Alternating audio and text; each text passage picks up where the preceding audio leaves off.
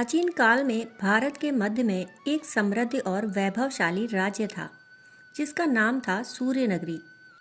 इस राज्य के शासक थे राजा विक्रमादित्य, जो अपनी उदारता, न्यायप्रियता और प्रजा के प्रति प्रेम के लिए दूर दूर तक प्रसिद्ध थे।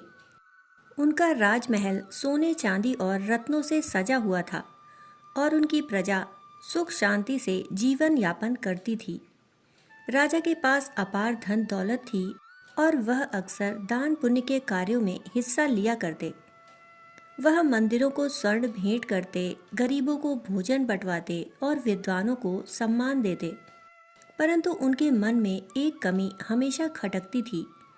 उन्हें लगता था कि उनका दान अभी भी अपूर्ण है, क्योंकि वह जो देते वह उनकी संपत्ति का केवल एक छोटा सा हिस्सा होता था। एक दिन राजा विक्रमादित्य अपने राज दरबार में बैठे थे। चारों ओर उनके मंत्रियों, सलाहकारों और दरबारियों की भीड़ थी।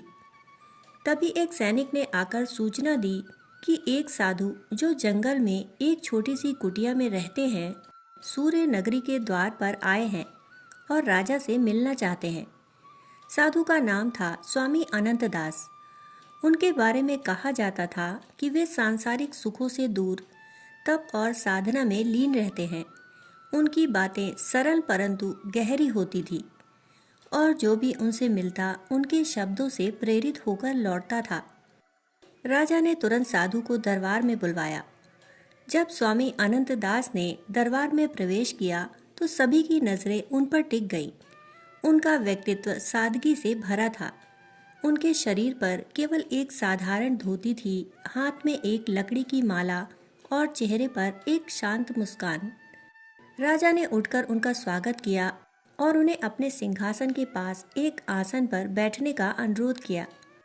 साधु ने विनम्रता से आसन ग्रहण किया और राजा की ओर देखकर मुस्कुराए।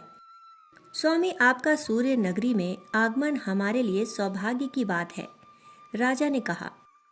मैंने आपके तप और ज्ञान के बारे में बहुत सुना है। कृपया बताएं, मैं आपके लिए क्या कर सकता हूँ। स्वामी अनंतदास ने शांत स्वर में कहा, राजन, मैं यहाँ कुछ मांगने नहीं बल्कि कुछ देने आया हूँ। लेकिन यदि आप कुछ देना चाहते हैं तो मैं देखना चाहता हूँ कि आपका दान कितना सच्चा है। राजा को साधु की बात सुनकर आश्चर्य हुआ। उन्होंने सोचा कि साधु शायद कोई बड़ा दान मांगेंगे, जैसे कि मंदिर निर्माण के लिए धन या कोई अन्य भव्य कार्य। राजा ने तुरंत अपने खजाने के द्वार खोलने का आदेश दिया। स्वामी, मेरे पास धन, रत्न और स्वर्ण की कोई कमी नहीं। आप जो चाहे मांग सकते हैं।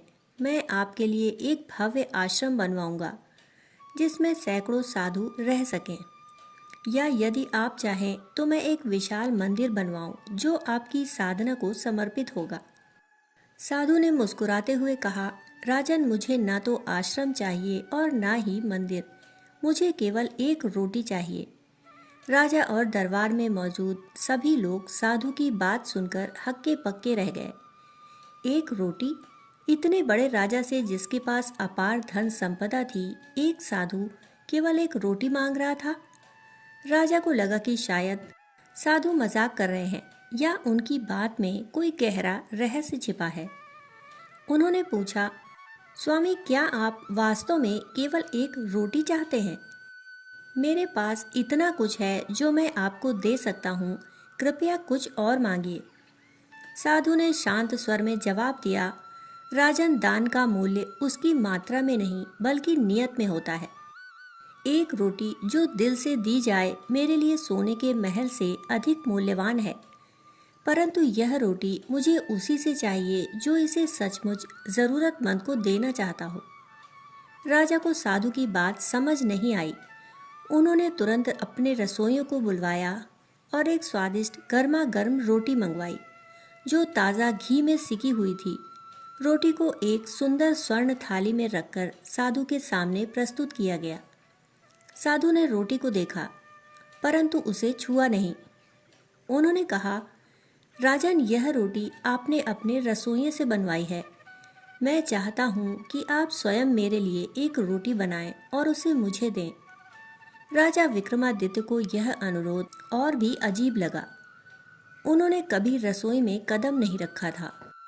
एक राजा जिसके पास सैकड़ों रसोइये थे, उसे स्वयं रोटी बनानी पड़े। परंतु साधु की बात में कुछ ऐसा था कि राजा मना नहीं कर सके।